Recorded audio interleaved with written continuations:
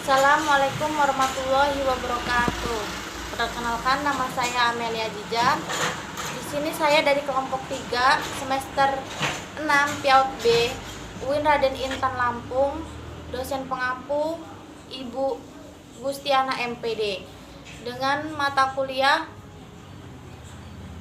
Pengembangan Moral dan Spiritual Anak Usia Dini, dengan judul makalah karakteristik perkembangan spiritual AUD. Nah, yang pertama adalah hakikat anak usia dini tersebut, yaitu merupakan periode awal yang penting mendasar sepanjang rentang pertumbuhan perkembangan kehidupan anak. Nah, pada manusia lahir dengan perlengkapan, yaitu organisasi otak itu memuat sekitar 100 sampai 200 miliar neuron atau sel saraf yang siap digunakan sambungannya atau sel yang siap untuk dikembangkan serta diaktualisasikan mencapai tingkat perkembangan potensi, yaitu baik dalam situasi pendidikan, keluarga, masyarakat ataupun sekolah. Nah, di sini ada pengertian anak usia dini. Anak usia dini itu yaitu anak yang berada pada usia 0 sampai 8 tahun. Nah, anak usia dini ini adalah anak yang berusia 3 sampai 6 tahun. Pada masa ini hampir seluruh potensi anak mengalami masa peka untuk tumbuh dan berkembang secara tepat dan hebat. Perkembangan setiap anak itu berbeda-beda karena setiap individu mempunyai perkembangan yang berbeda.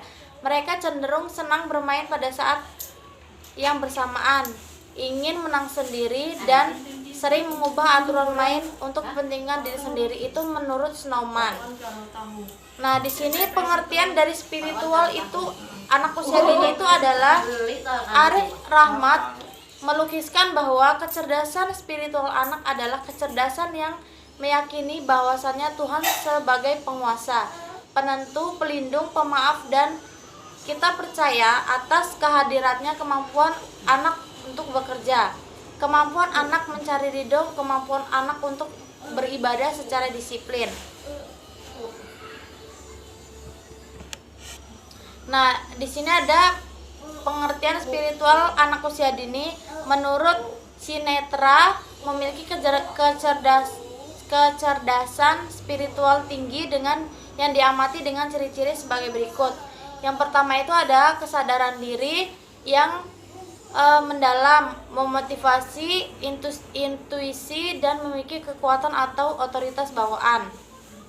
Kesadaran diri yang mendalam, pandangan yang luas terhadap dunia, melihat diri sendiri dengan orang-orang yang terkait, menyadari bahwa yang diajarkan bagaimanapun itu hidup dan bersinar, sesuatu yang disebut cahaya atau subjektif.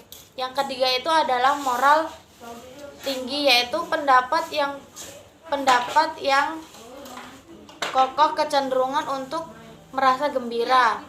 Yang keempat itu ada pemahaman tentang tujuan hidupnya, yaitu dia merasakan arah atau nasibnya sebagai kemungkinan seperti cita-cita atau hal-hal yang biasa. Yang kelima itu adalah kelaparan yang tidak bisa dipuaskan, bahwasannya anak yang sedang lapar itu mereka tidak bisa menahan laparnya itu sendiri, berpikir umumnya menentukan kepentingan orang lain. Yang keenam itu adalah gagasan-gagasan yang segar atau aneh, dan rasa humor atau orang yang dewasa. Yang ketujuh itu adalah pandangan pragmatis atau efisien dan tentang realitas. Di sini ada spiritual menurut pandangan para ahli. Yang pertama itu ada menurut Adler, manusia adalah sebagai makhluk yang sadar, yang berarti ia sadar terhadap semua alasan tingkah lakunya, yaitu tentang otoritasnya, mampu membimbing tingkah lakunya dan menyadari sepenuhnya arti dari segala perbuatan yang kemudian dapat mengaktualisasikan dirinya. Nah, di sini adalah ciri-ciri orang yang mempunyai kecerdasan spiritual.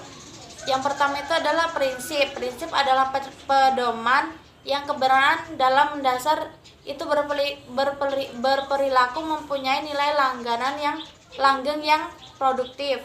Semakin banyak manusia memegang prinsip benar, pribadi manusia akan lebih bijak dan bertindak. Yang B itu ada seseorang yang memiliki spiritualitas yang mampu melihat keunggulan dan dalam keragamaan. Yang ketiga itu yang C merupakan seseorang yang mempunyai spiritual yang tinggi yang mampu memberikan makna atau menemukan makna terdalam, yaitu bagi kehidupan baik karunia Tuhan atau menikmati yang diberikan oleh Tuhan Yang Maha Esa. Yang D itu bagi yang memiliki kecerdasan spiritual yang tinggi, kesulitan atau menderita adalah sebagai orang yang pendewasaan spiritual. Ada makna perkembangan bagi perkembangan anak usia dini atau perkembangan spiritual anak usia dini. Ada makna yang merupakan sesuatu yang signifikan dalam kehidupan manusia. Ada nilai-nilai kepercayaan tersebut atau standar etika yang atau standar etika. Terus ada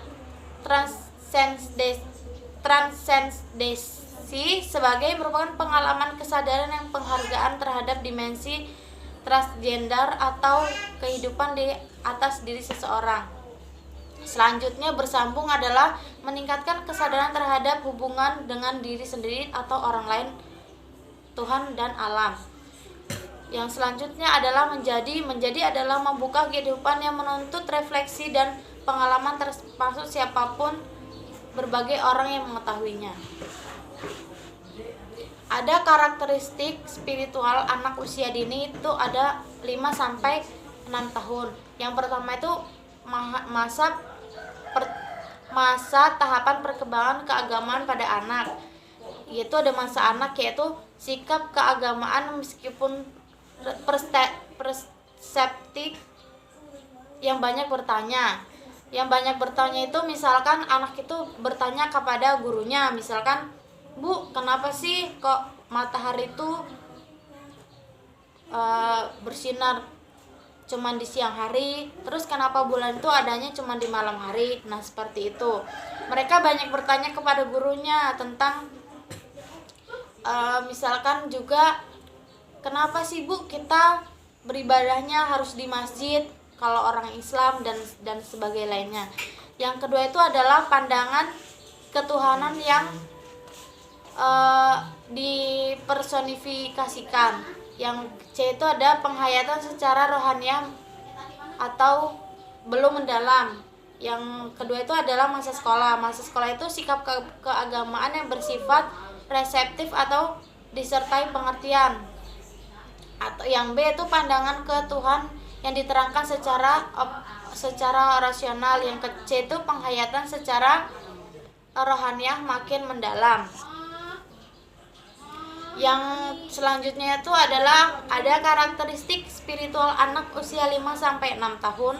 Perkembangan spiritual anak pada masa ini adalah berhubungan erat dengan kondisi psikologinya, yaitu dominan anak yang superego. Anak prasekolah ini mulai memahami kebutuhan sosial, norma, harapan, serta berusaha untuk menyesuaikan dengan norma keluarga yang ada, hanya membandingkan sesuatu yang benar atau yang salah.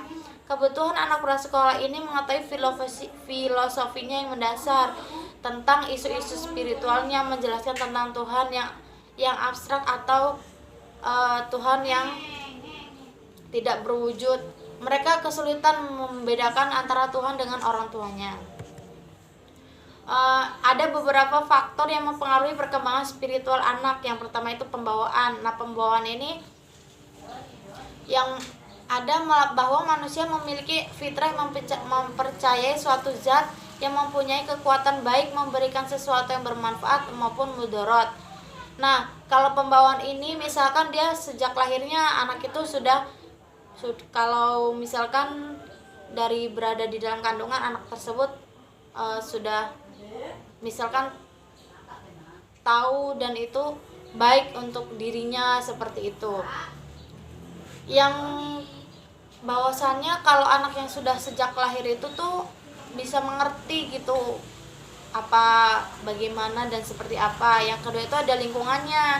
Nah, yang di lingkungan ini anak mempunyai kecenderungan untuk berkembang, namun perkembangannya itu akan terjadi manakala ada faktor yang tidak memberikan stimulus yang baik. Kemungkinan akan fitrah itu tidak berkembang dengan sebaik-baiknya.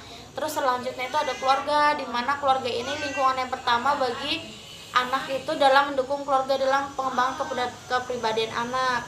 Misalkan pada saat waktu anak itu masih di dalam keluarga nih, belum sekolah, nah anak itu diajarkan bagaimana cara mengetahui perkembangan, misalkan gimana kalau kita tuh bicara sama orang tuh yang lebih sopan. Nah terus kita sebagai orang muslim itu wajib melaksanakan sholat 5 waktu dan sebagainya. Itu kan dikasih tahu dari orang tua terlebih dahulu. Terus yang selanjutnya itu adalah sekolah, di mana merupakan lembaga sekolah ini mempunyai program yang sistematik dan melaksanakan dan belajarnya tuh berkembang sesuai dengan potensinya gitu. Guru-gurunya tuh mengajarkan kepada anak bagaimana yang baik dan bagaimana yang buruk. Tetapi dalam lingkungan sekolah ini sebaiknya orang tua juga ikut turun serta dalam perkembangan atau cara mengajarkan bagaimana anak tersebut. Terus selanjutnya ada masyarakat, di mana misalkan tugas-tugas yang berkembang ini apabila sudah remaja, perkembangan bukan tugas yang muncul periode tertentu dalam kehidupan manusia, baik itu bagi anak-anak juga. Nah di sini kan lingkungan faktor yang mempengaruhi ini kan masyarakat juga berpengaruh. Apabila misalkan di dalam masyarakat tersebut ada anak yang kurang baik gitu misalkan dalam pembicaraannya. Nah sekian presentasi dari saya. Apabila ada kata salah saya mohon maaf, dan kepada Allah saya mohon ampun. Wassalamualaikum warahmatullahi wabarakatuh.